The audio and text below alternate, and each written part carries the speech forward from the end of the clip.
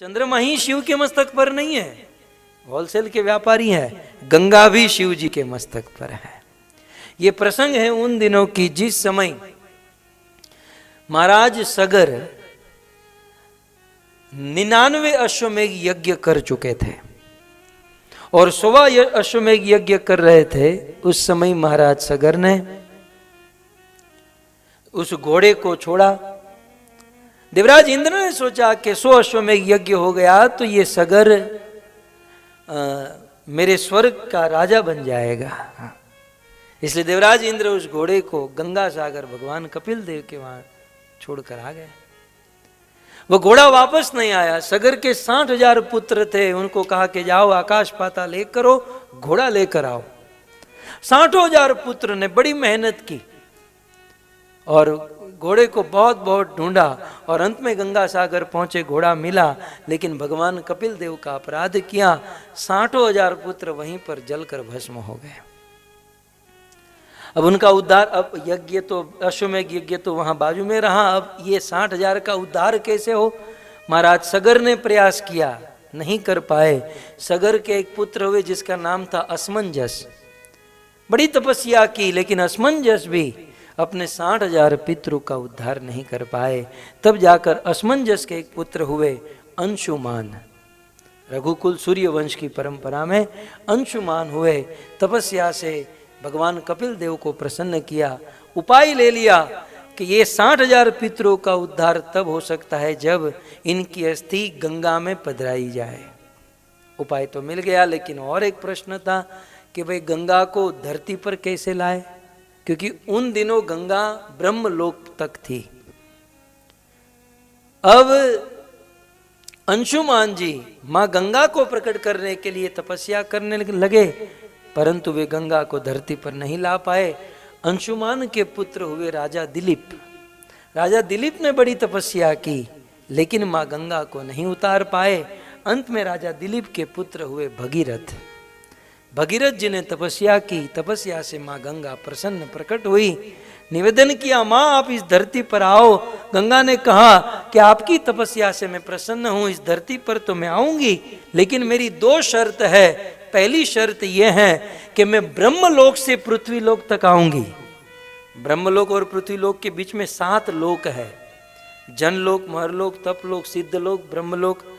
तो ऊपर से नीचे गिरने तक मेरा फोर्स बढ़ जाएगा, मेरा वेग बढ़ जाएगा। इसलिए कोपी धारिता वेगम पतंत्या में मही तले, कहीं ऐसा ना हो जाए कि मैं धरती को फोड़कर रसातल में चली जाऊं। तो हे भगीरथ जी, मैं तो आऊंगी, लेकिन प्रथम शर्त यह है कि मेरा वेग, मेरी धारा को रोकने के लिए आप कुछ उपाय कीजिए।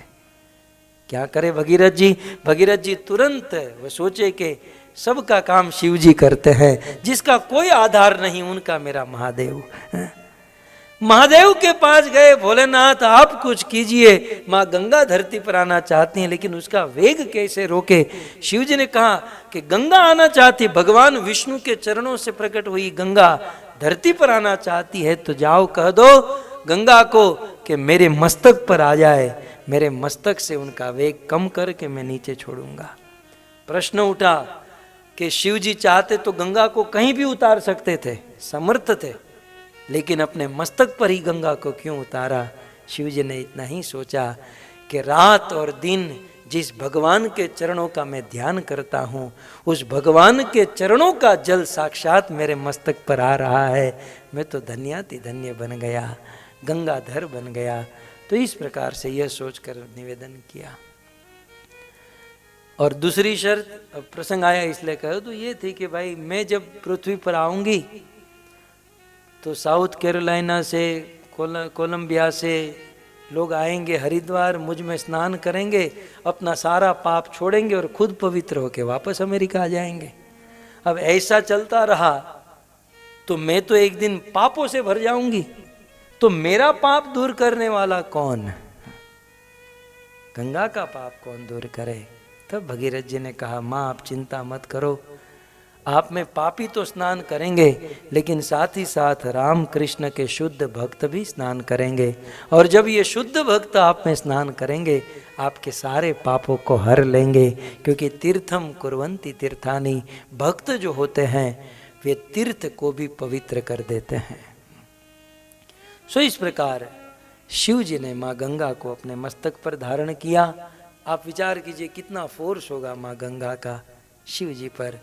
और फिर शिव जी की जटा से, जटा तो थी, एक धारा यहाँ निकली, एक यहाँ निकली, एक यहाँ निकली, इसलिए गंगा के अनेकों नाम हुए।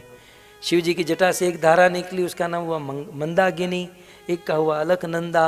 इस प्रकार से अनेकों प्रकार की गंगा की धाराएं हमारे भारतवर्ष में प्रसिद्ध है। सो इस प्रकार यहाँ पर श्रीमन महाप्रभु कहते हैं कि गंगा तरंगोत्थित बाल चंद्र। अब इसका अर्थ अभी तक पूर्ण नहीं हुआ। यहाँ तक तो हमने इतना ही सोचा कि दो चीज शिव जी के मस्तक पर है, गंगा और बालचंद्र। लेकिन ये श्लोक क्या कहना चाहता है ये आप समझिए। महाप्रभु क्या कहते हैं, गंगा तरंग उत्थित बालचंद्र। शिव जी के मस्तक से गंगा निकल रही है और चंद्रमा भी है। मानो ऐसा लग रहा है कि गंगा की तरंगों से एक छोटा सा बालक चंद्रमा प्रकट हो रहा है। शिव जी का मस्तक इस प्रकार से सुशोभित हो रहा है। गंगा तरंग उत्थित बालचंद्र, गंगा की तरंगों से यह चंद्रमा उत्पन्न हो रहा है, ऐसा प्रतीत होता है। ऐसे महादेव को मैं बारंबार प्रणाम करता हूँ।